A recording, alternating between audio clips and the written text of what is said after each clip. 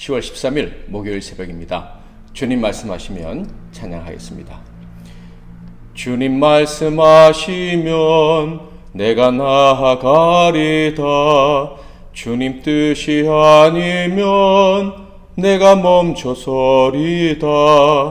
나의 가고 서는 것 주님 뜻에 있으니 오 주님 나를 이끄소서. 주님 말씀하시면 내가 나아가리다.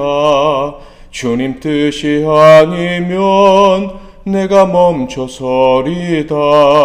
나의 가고 서는 것 주님 뜻에 있으니 오 주님 나를 이끄소서.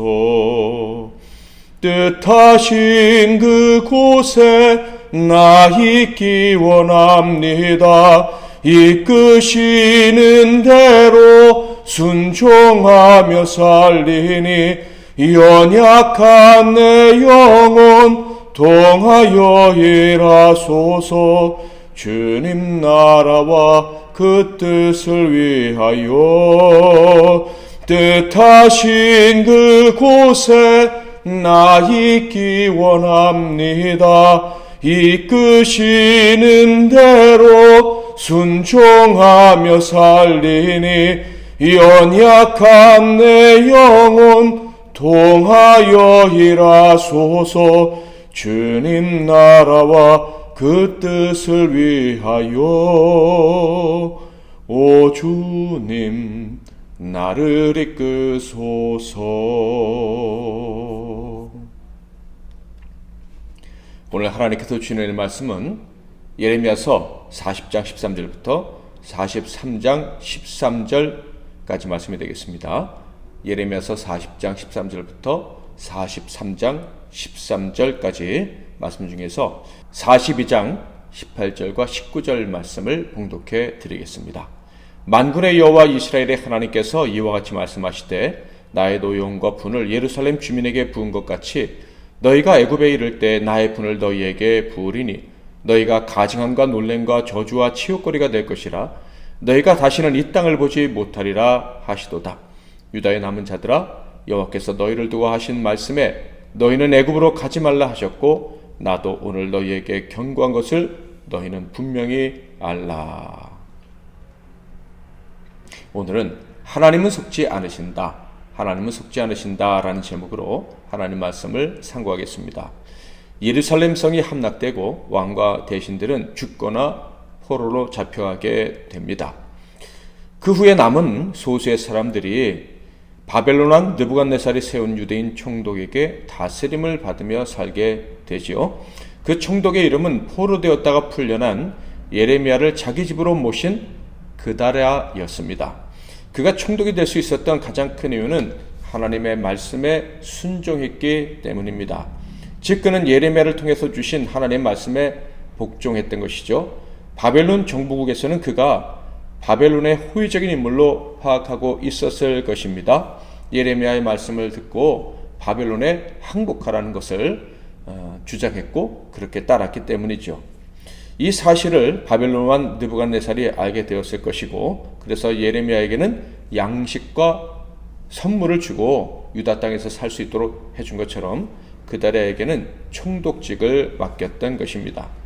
비록 나라는 망했지만 이스라엘에게 가장 중요한 가치는 바로 하나님의 말씀에 순종하는 것이었죠.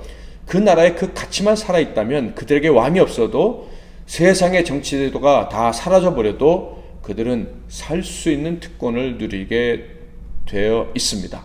그래서 총독 그다랴가 통치하기 시작하자 곧바로 그들의 일상이 회복된 거예요. 나라가 망하고 왕도 사라졌지만 그들은 전부 다 행복하고 안전하게 살 수 있게 된 것이죠. 안전한 땅에 거할 수 있게 되었고 먹고 마시는 문제가 온전히 해결이 되었습니다. 게다가 파괴되고만 예루살렘이지만 그곳에서 예배를 드릴 수도 있었어요. 41장 5절에 보면 그때 사람 80명이 자기들의 수염을 깎고 옷을 찢고 몸에 상처를 내고 손에 소재물과 유향을 가지고 세겜과 실로와 사마리아로부터 와서 여호와의 성전으로 나아가려 한지라. 자, 그런데 참으로 안타까운 것은 바로 이런 복된 기간이 너무 빨리 끝나 버렸다는 것입니다. 그 이유는 그다랴가 살해되었기 때문이죠. 그다랴를 살해한 사람은 그다랴의 통치를 받던 암몬의 왕이 보낸 첩자 이스마엘이었습니다. 그런데 그다랴의 부하 장수 요하나는 이 악한 계략을 미리 눈치채고 있었죠. 그래서 그다랴에게 보고까지 했습니다. 40장 13절 14절 가레 아들 요하난과 들에 있던 모든 군 지휘관들이 미스바에 사는 그다랴에게 이르러 그에게 이르되 암몬 자손의 왕 바알리스가 네 생명을 빼앗으려 하여 느다냐의 아들 이스마엘을 보낸 줄 내가 아느냐 하되 아이감의 아들 그다랴가 믿지 아니한지라. 부하들이 눈치를 채고 보고했지만 안타깝게도 총독 그다랴는 그 말을 믿지 않았습니다. 아마도 그는 지금 하나님이 이렇게 복을 주시는 때에 불행한 일이 일어날 것이라고 생각하는 것 자체가 잘못됐다고 생각했는지도 모릅니다. 또한 이 평화를 유지하기 위해서는 함부로 사람을 의심해서는 안 된다라고 생각했을지도 모르겠습니다. 그러나 그가 놓치지 말아야 될 중요한 사실이 있었습니다. 그것은 진정 믿고 의지해야 될 분은 하나님뿐이고 그분의 말씀뿐이라는 것이죠. 만약에 사람의 말을, 부하들의 말을 들어야 한다면 무엇보다도 하나님의 사람들의 말을 우선해야지 우상 숭배자들의 말을 우선해서는 안 된다는 것이었어요. 나아가 그다랴가 참고해야 될, 생각해야 될 더 중요한 문제가 있었죠. 그것은 사람들의 말을 믿고 안 믿고를 떠나서 불순종해서 멸망당한 유다 백성들에게 참 믿음이 있는가 없는가에 대해서 집중해야 될 필요가 있었다는 거예요. 하나님께 불순종하고 멸망했던 이유가 무엇입니까? 바로 세상을 의지했기 때문입니다. 그렇다면 그는 이제 새로운 이스라엘의 리더로서 가장 먼저 다음의 사항들을 신경 써야 했어요. 자신을 포함한 이스라엘 백성들이 오직 하나님만 바라고 의지하는가에 대한 것이죠. 평화를 위해 사람들과 적들과 손잡기 전에 하나님만 의지하는 믿음이 있는가 없는가 확인하고 그 믿음을 갖게 하는 일. 비록 바벨론에 복종하지만 바벨론은 물론이거니와 특히 애굽을 의지하면 안 되고 하나님만 의지해야 된다는 것을 가르쳐야 했다는 거예요. 오직 하나님께만 집중하는 공동체를 만들기 위해 최선을 다해야 했습니다. 그러나 그는 사람의 말, 그것도 대적의 말을 하나님의 말씀과 그리고 자기 믿음의 동료들의 말보다 더 중요하게 여기다가 그만 살해를 당하고 말았습니다. 그래서 남은 자들에게 주어진 그 짧았던 행복의 시간, 복된 시간은 다시 완전히 파괴되고 말았습니다.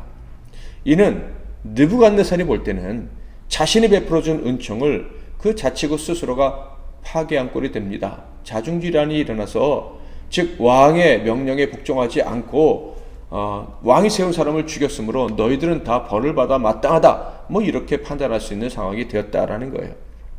느부갓네살의 분노를 살 일이 벌어졌다는 것 때문에 남은 자들은 두려움에 사로잡히게 되었습니다.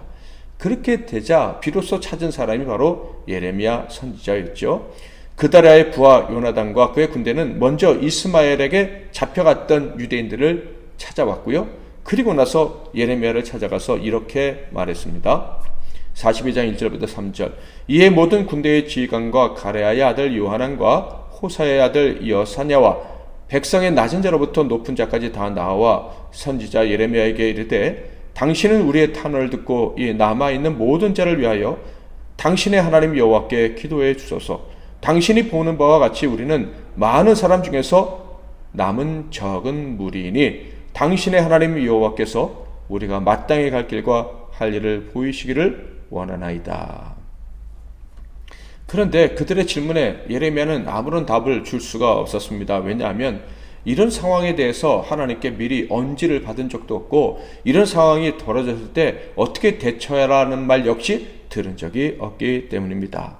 그래서 당장은 아무 말도 해줄 수 없다는 것을 전제로 이제 하나님께서 응답해 주실 때까지 기도하겠다라고 약속을 하죠. 그러자 요한안과 그의 백성들이 이렇게 맹세합니다. 42장 6절 우리가 당신을 우리 하나님 여호와께 보내면 그의 목소리가 우리에게 좋든지 좋지 않든지 막론하고 순종하려 함이라. 우리가 우리 하나님 여호와의 목소리를 순종하면 우리에게 복이 있으리이다 하니라. 참으로 훌륭한 말입니다. 하나님께서 어떻게 말씀하시는지 그대로 순종할 것이며 불리해도 순종할 것인데, 그래서 우리는 하나님께서 주시는 복을 받게 될 것이다, 이렇게 말하는 거예요. 자, 과연 이들의 맹세는 진실할 것일까요? 말은 정말 맞습니다. 확실하게 정말 바른 지식을 가지고 하고 있는 말이 맞는 것 같아요. 그런데 문제는 말은 맞아도 그 마음이 진실한가 아닌가, 이게 중요한 거예요. 아무리 맞는 말을 해도 진실하지 않으면 가짜가 되는 법이죠. 만약에 그들의 말이 진실이라면 그들의 죽음은 그들에게 복을 주시기 위한 하나님의 큰 계획의 하나일 것입니다. 그러나 반대라면 그들의 죽음은 곧 그들에게 하나님께서 심판을 선언하신 그런 선포가 될 것입니다. 징조라고 할 수 있겠죠. 자, 열흘 후에 예레미야는 하나님께 응답을 받습니다. 그래서 백성들을 불러 모아 놓고 다음과 같이 이야기를 합니다. 바벨론을 두려워하지 말고 이 땅에서 살아가라. 그러면 하나님 복을 주실 것이다. 그러나 만약에 불순종한다면, 이 땅에서 살 때 바벨론을 두려워하여 다른 나라로 도망간다면, 특별히 애굽에 의지해서 살기로 결단하고 애굽으로 간다면 다음과 같은 일을 당할 것이다 라고 말씀을 하셔요. 42장 15절에서 17절, 너희 유다의 남은 자여 이제 여호와의 말씀을 들으라. 만군의 여호와 이스라엘의 하나님께서 이와 같이 말씀하시되, 너희가 만일 애굽에 들어가서 거기에 살기로 고집하면 너희가 두려워하는 칼이 애굽 땅으로 따라가서 너희에게 미칠 것이요, 너희가 두려워하는 기근이 애굽으로 급히 따라가서 너희에게 임하리니 너희가 거기에서 죽을 것이라. 무릇 애굽으로 들어가서 거기에 머물러 살기로 고집하는 모든 사람은 이와 같이 되리니 곧 칼과 기근과 전염병에 죽을 것인즉 내가 그들에게 내리는 재난을 벗어나서 남을 자 없으리라. 이제 남은 것은 이 사람들의 선택뿐이죠. 그런데 그들의 선택은 참으로 우리를 실망시키는 선택이었습니다. 그들은 무엇이라고 말했느냐면, 하나님께서 예레미야 선지자에게 그런 말을 하실 수가 없다, 이렇게 말했어요. 예레미야의 말이 거짓이라는 것이죠. 43장 2절, 호사의 아들 아사랴와 가랴의 아들 요하난과 모든 오만한 자가 예레미야에게 말하기를 내가 거짓을 말하는도다. 우리 하나님 여호와께서 너희는 애굽에서 살려고 그리로 가지 말라고 너를 보내어 말하게 하지 아니하셨느니라. 결국 그들은 본심을 드러내고 말았습니다. 그들은 얼마나 많은 일들을 겪었습니까? 불순종으로 인한 심판과 무서운 재난도 체험했고요. 반대로 순종하는 자들에게 하나님이 얼마나 신속히 복을 주시기를 원하시는지도 경험했습니다. 그런데 그들의 마음 가장 깊숙한 곳에는 소멸되지 않는 불신이 자리 잡고 있었던 거예요. 하나님보다 세상을 더욱 의지하는 마음이 있었다라는 거예요. 그래서 그들은 사실 하나님께 묻기 전부터, 하나님의 말씀이 좋든지 안 좋든지 따르겠습니다 라고 말하기 전부터 결정을 했었던 거예요. 애굽에서 가서 살기로. 43장 7절, 애굽 땅에 들어가 다바네스에 이르렀으니 그들이 여호와의 목소리를 순종하지 아니함이라라.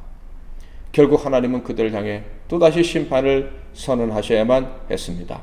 그것도 그들이 의지했던 애국과 함께 멸망하게 될 것이라는 말씀이었죠. 역시 느부갓네살을 사용하셔서 그 일을 행하실 것이다 라고 말씀하십니다. 43장 12절 13절, 내가 애굽 신들의 산당들을 불지르리라. 느부갓네살이 그들을 불사르며 그들을 사로잡을 것이요, 목자가 그의 몸에 옷을 두른 같이 애굽 땅을 자기 몸에 두르고 평안히 그곳을 떠날 것이며, 그가 또 애굽 땅 벳세메스의 석상들을 깨뜨리고 애굽 신들의 산당들을 불사리라 하셨다 할지니라 하시니라. 사랑하는 성도 여러분, 우리는 하나님이 사람의 중심을 보신다는 것을, 즉 사람의 마음의 가장 깊은 곳을 보신다는 것을 알고 있습니다. 그것을 보실 수 있다면 이 세상의 그 누구도 하나님을 속일 수가 없다는 것을 인정해야 할 것입니다.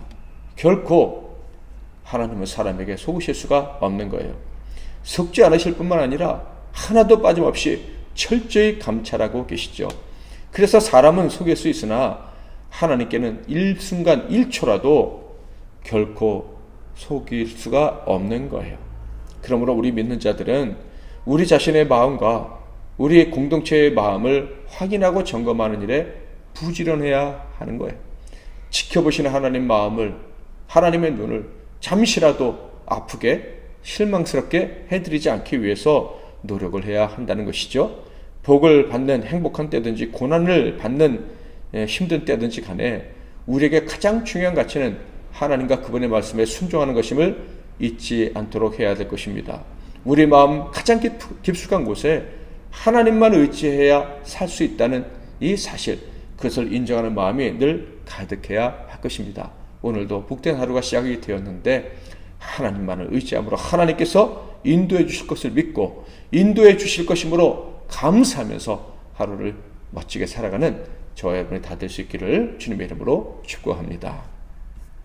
말씀 붙잡고 기도하시고 승리하시는 하루 되겠는데요. 제가 먼저 잠깐 기도하겠습니다.